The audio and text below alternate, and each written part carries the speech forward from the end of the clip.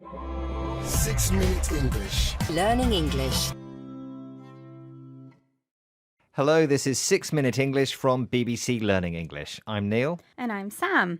In the UK, there's a well-known children's game called Happy Families. Players have to collect all the cards belonging to one family. There's a butcher, a baker, a carpenter, a doctor and a tailor. Some of the traditional jobs that people in the UK have been doing for centuries. But since the invention of the internet and social media, a more up-to-date list of jobs in the 21st century would be very different. It would include modern jobs which didn't exist before, online jobs like web designer and YouTuber. One of the most unusual of these new digital jobs is the influencer, someone who is paid by a company to promote their brand on social media, encouraging people to buy their products. In this program, we'll meet two beauty influencers from different parts of the world, Nigeria and Pakistan. We'll discover how these women are using their online influence to change attitudes towards female beauty, and as usual, we'll learn some related vocabulary too. But first I have a question for you, Sam. YouTube makeup tutorials are very modern, but makeup has been around for a long time. So when was lipstick first used?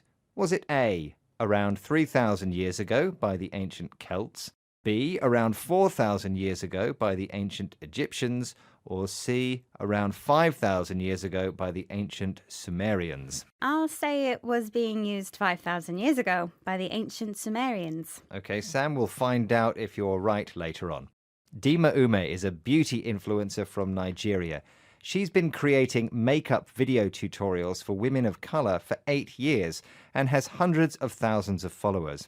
Her videos go from eyebrow-shaping tips to shopping trips in Nigeria's biggest city, Lagos. Here's Dima telling BBC World Service programme The Conversation how her life as an influencer got started. So I did a makeup do's and don'ts video in 2017. I had seen a couple of people do it prior to that, but then, I kind of did it in a way that was a bit funny, maybe cracked a couple of jokes around the ways or the maybe not so great ways some people were doing things at the time, and that video just took off. In 2017, Dima made a YouTube video of makeup do's and don'ts. Rules about what to do and what not to do in a certain situation or when doing a certain activity. Dima wasn't the first Nigerian influencer to post videos on YouTube, but the difference was her humour, the way she laughed and cracked, or told, jokes. More and more people started watching Dima's makeup videos and they soon took off, meaning they suddenly became successful and popular. Our next beauty influencer is Ramal Mehmood, a photographer turned makeup artist based in Islamabad, Pakistan. As well as makeup tips, Ramal creates colourful face painting designs which, she says, helped her through a period of depression. She has popular Instagram and YouTube accounts on which she shares content to help other women with their confidence and mental health. Like Dima, Ramal now has Instagram followers numbering in the hundreds of thousands. So how does she decide what to share in her blogs and videos? What boundaries does she set for her followers?